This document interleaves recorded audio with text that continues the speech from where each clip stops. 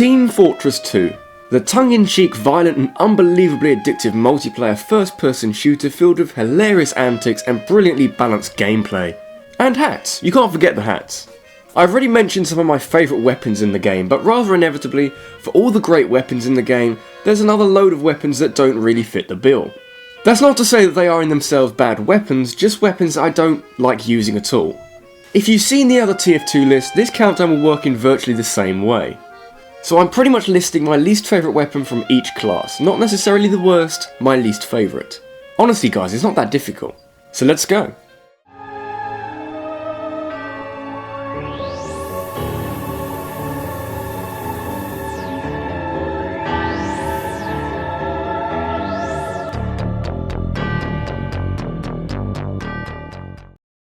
Pound for pound, I'd say that the soldier is my favourite class in the game. He's a powerful class with a fair amount of health, capable of leaping across the map and doing some serious damage without too much hassle.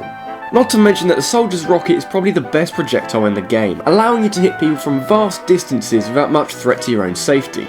As an alternative, the man treads throw this out the window.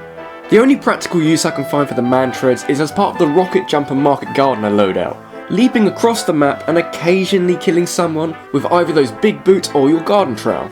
For a normal loadout though, it's just not all that practical. You're only ever going to use it to land on people's heads, and to do so, you're putting yourself in so much danger.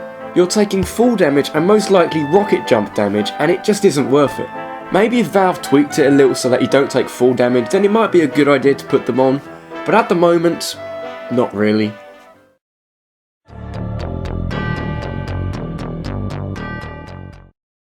Scout's got a lot of weapons that I don't like, but weirdly none that I hate more than the other.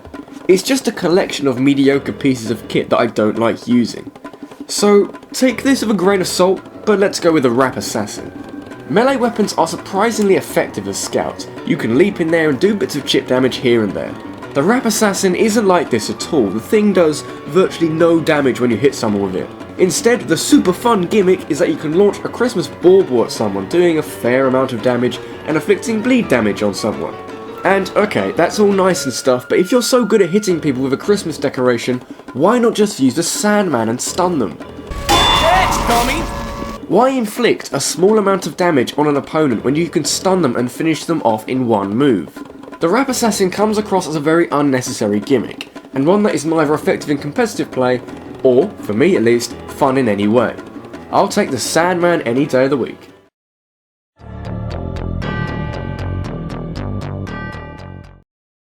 Remember when I said I loved the sticky jumper?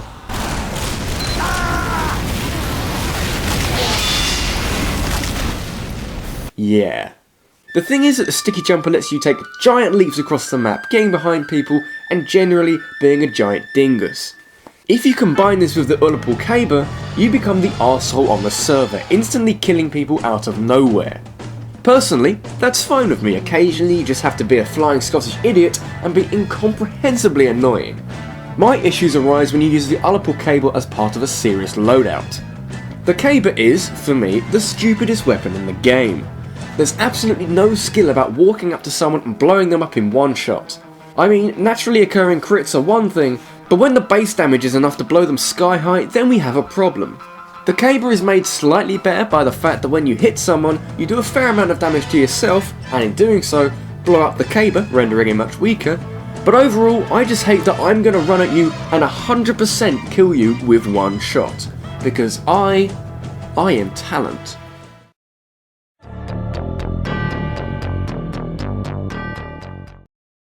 Oh, I bet you want to see some sick spy gameplay of leaping around with trick stabs and being awesome and stuff. Well, fuck you. I want to use the Cloak and Dagger. The Cloak and Dagger is a cloaking watch that indefinitely cloaks you. As long as you stand perfectly still, you will never run out of cloak. The only problem is that when you're moving while invisible, the cloak drains away much faster than the stock invisibility watch, so you've got to watch just how much you've got left. The problem with this is it then encourages you to stand still and do jack shit through fear of running out of cloak, hence the name, the Cloak and Do Nothing. I'd love to show you something more interesting than standing still invisible, but that's what the Cloak and Dagger is all about. If you're using the Cloak and Dagger like the stock watch, then why not just use the stock watch? For me, it has one use, and it is a pretty entertaining use. Because you can feasibly stay invisible forever, you can camp in one place and annoy the hell out of a specific player, like a sniper or an engineer. There's not a lot of better feelings than making someone incredibly paranoid of spies and backstabs. But as a concept, TF2 was never very suited to camping and waiting for things to happen. Speaking of which...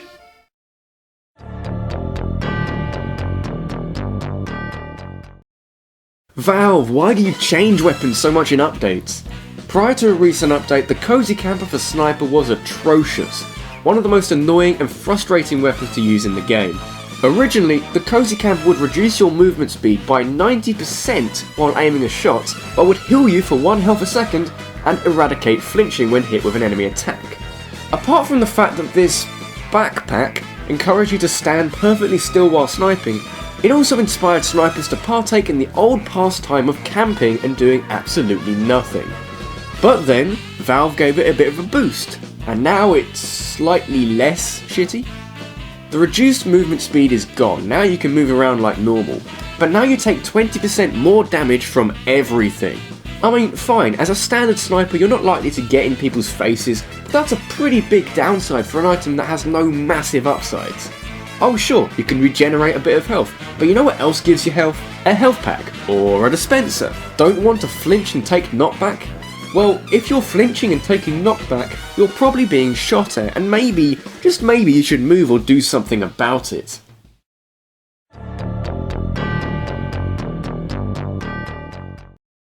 I love playing Medic for many, many reasons. For a start, you are why your team can keep pushing an objective, healing people up and sending them on their way to battle.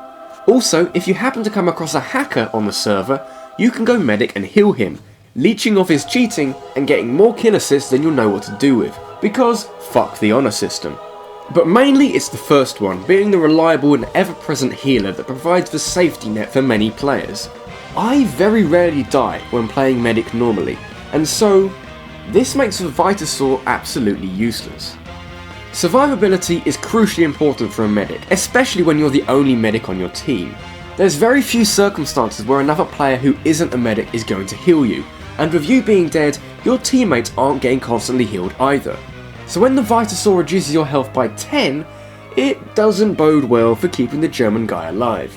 You see, the gimmick with the Vitasaur is that while you may lose 10 health, you can retain up to 20% of your Uber when you die, so you respawn with a head start on your Uber meter. On the face of it, that seems fairly reasonable, but if you think about it in a way, it kind of bubble wraps the concept of dying. Getting killed in any game is pretty bad, but in TF2, where you'll probably have a fairly important role to play, it's not advised. The Vitasaur says, "Don't worry that you just died, I can keep some of that hard-earned Uber just in case that's something you care about." I wouldn't go as far as saying that it glorifies dying, but you really shouldn't consider dying as a possibility. If everything goes well, I shouldn't be dying anyway, so all it does is reduce the health I have. Dying isn't the aim of the game, really, it's kind of a bad thing. I don't know if you've heard about this.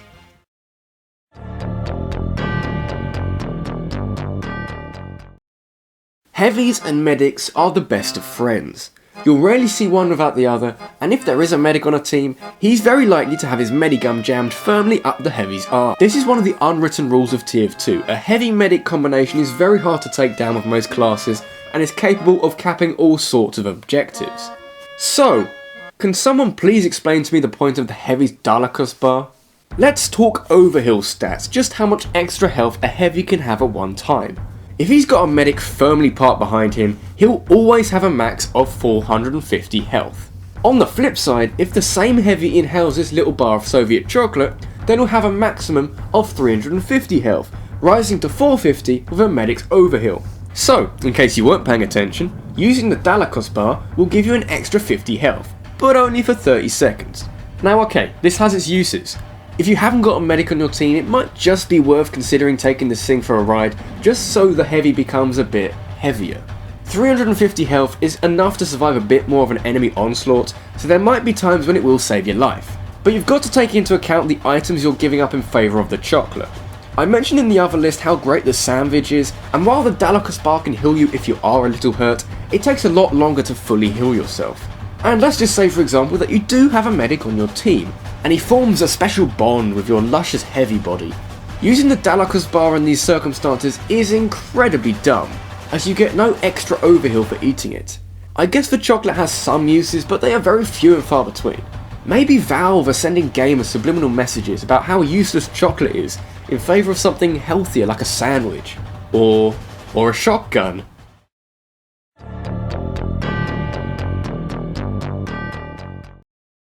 Someone, somewhere, give me strength. The sharpened volcano fragment for Pyro is hands down the single worst weapon and concept that Valve has ever stuck into TF2. I don't really want to get mad about a weapon that I don't even use, but the idea behind it is what bugs me to no end. In short, this admittedly cool looking volcano axe sets people on fire when you hit them, but at the cost of a bit of base damage. Now, fine, that doesn't seem so bad when you think about it, except for the fact that the whole damn concept of Pyro is setting people on fire. Here's the thing, a melee weapon isn't going to be something in usual scenarios that you're going to use predominantly. It's there to add a bit of variety to your attacks, a different strategy to keep your opponents guessing. Let's take some of Pyro's other melee weapons as examples. You have the Power Jack, a hammer that gives health back upon killing someone with it. Or how about the Home Wrecker, a weapon that removes spy sappers, deals more damage to enemy buildings, and is generally the best Pyro unlock in the game. Or maybe the Axe Extinguisher, which crits burning players. The problem is that the sharpened volcano fragment just doesn't offer enough variety with regard to what a Pyro does normally. And that's the thing, maybe you can make the argument that it sets people on fire, maybe you can say it inflicts afterburn, but you know what else does those things? Every flamethrower in the game and those flare gun weapons. If you're that close to someone that you can hit them with a melee weapon, you should probably be running them over with a flamethrower. The reason why Pyro melee weapons exist is so that you can do something different, gain health, do massive amounts of damage, help engineers out. If you're instead using the sharpened volcano fragment because you're out of flamethrower ammo, go get some ammo and stop being stupid. The only setup where I can see a use for this thing is in medieval mode, where everyone bar 2 classes are stripped to melee weapons. And frankly, that says more than I ever could.